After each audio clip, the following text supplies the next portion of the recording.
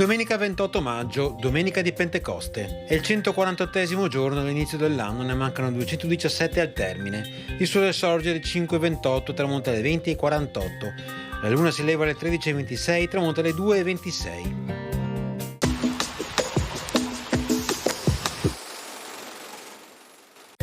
A Verona si posa la prima pietra del castello di San Martino in Acquaro, poi chiamato Castelvecchio, forse perché costruito sui resti di una rocca romana.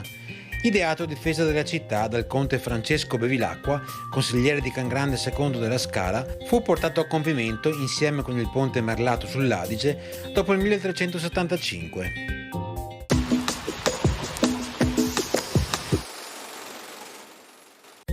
Le previsioni per domani: nubi irregolari sulle zone montane, specie occidentali, e sulla pianura più interna, altrove sereno o poco nuvoloso. Precipitazioni sulle zone montane, specie su quelle più occidentali e sulla pianura più interna, dalla tarda mattinata e fino a parte del pomeriggio, aumento della probabilità di rovesci o temporali da locali a sparsi.